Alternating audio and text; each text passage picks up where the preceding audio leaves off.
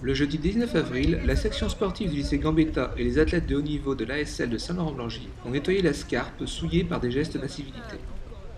On a depuis 3 jours un magnifique balisage qui va nous permettre d'organiser des compétitions.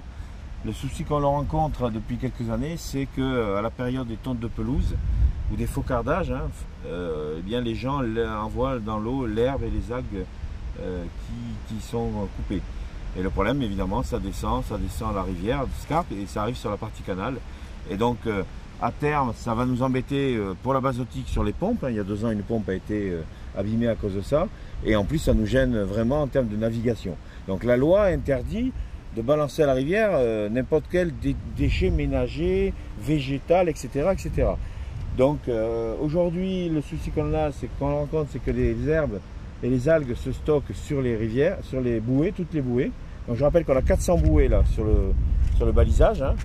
On a 400 bouées. Imaginez que l'attraction que ça peut faire sur chaque bouée, il serait dommage que demain matin on retrouve les bouées dans l'écluse ou sur l'autre bief. Ça s'appelle de l'incivilité. C'est-à-dire que quelqu'un qui tond sa pelouse, qui met dans un sachet, qui balance à la poubelle l'herbe ou ce qu'il a été coupé, c'est de l'incivilité. Donc ça c'est au tribunal, ça s'appelle au tribunal. Donc effectivement, moi j'ai fait des photos hier soir que j'ai envoyées, on voit bien que sur le golfe d'Anzin, sur la rivière, il y a plein d'algues qui ont été coupées ou d'herbes qui ont été coupées qui sont en train de descendre, qui sont descendues cette nuit. Ok.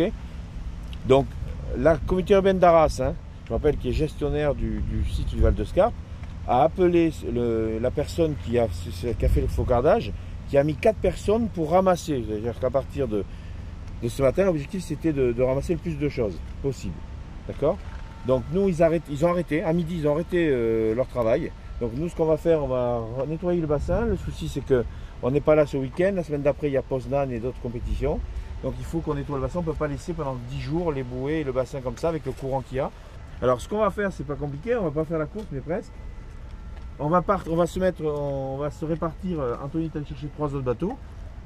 On va se répartir sur chaque ligne d'eau, donc à 1 ou 2 par bateau. Il y en a un qui est à l'avant et puis on se laisse pousser de toute façon. Entre le vent et le courant, on se laisse pousser. Et à chaque bouée, on enlève l'herbe.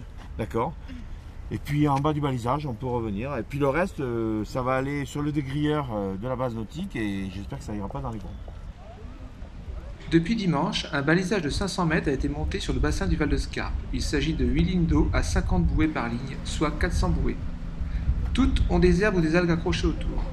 Le temps nécessaire pour nettoyer est de 5 minutes par bouée, soit 33 heures de travail. On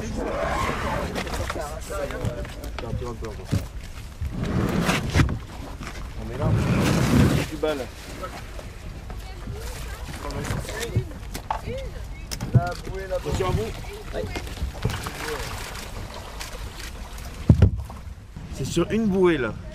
Une bouée de la zone d'arrivée. C'est pire que je croyais. C'est pire que je croyais.